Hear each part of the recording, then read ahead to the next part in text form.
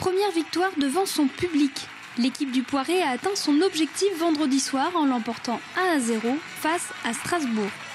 Et ce sont pourtant les visiteurs qui se montrent les plus dangereux dans cette première période. À la 16e minute de jeu, NDI décoche une frappe qui est repoussée par Pichot. Un quart d'heure plus tard, les Strasbourgeois se font toujours aussi menaçants avec cette frappe de Jérémy Grimm détournée d'une manchette par le portier Genot. Peu d'occasions pour les Vendéens dans cette première mi-temps, mis à part cette dernière tentative à la 45e minute. Les deux équipes n'arrivent pas à se départager et regagnent les vestiaires sur un score nul.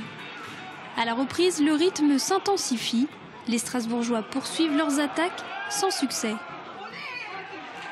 À la 82e minute, les visiteurs perdent leur défenseur Milovan Sikimic qui se blesse à la tête. S'ensuit un corner en faveur des Vendéens.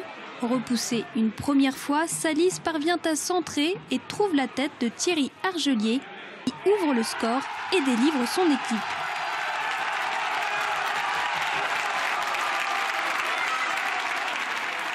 Les Alsaciens donnent tout dans cette fin de match. Grimm est même à deux doigts d'égaliser, mais Aristote Lusinga veille au grain.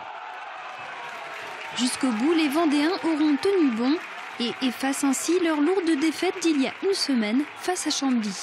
C'est l'occasion pour nous de nous réhabiliter par rapport à nous-mêmes, par rapport à la défaite de la semaine dernière. On a fauté la semaine dernière, donc il était important pour nous de bien réagir. Même si on avait fait 0-0, ce n'aurait pas été un mauvais résultat dans l'absolu parce que les joueurs ont tout donné. Bon, la cerise sur le gâteau, c'est le fait de ne pas avoir abandonné et puis d'avoir su marquer à la fin. Voilà, bon, c'est pas un match qui restera dans les annales. Pour nous, ça nous convient tout à fait.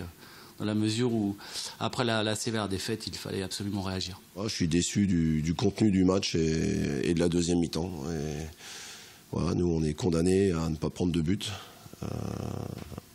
À l'extérieur, malheureusement, on a craqué à 2 minutes de la fin. Quand on est arrivé au stade, il y avait tous les joueurs du Poiré sur le terrain. Et comme mes joueurs connaissent beaucoup de joueurs du Poiré, ils se sont fait la bise, ils ont ri et tout. Moi, j'ai pété un câble au vestiaire avant le match.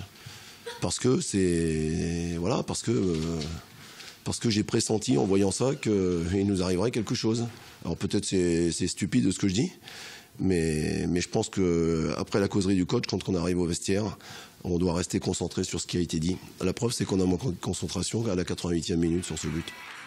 Samedi, place au 5e tour de la Coupe de France. Les Genots rencontreront l'équipe de CFA Déserviers à 18 h. Nul doute que le public sera au rendez-vous.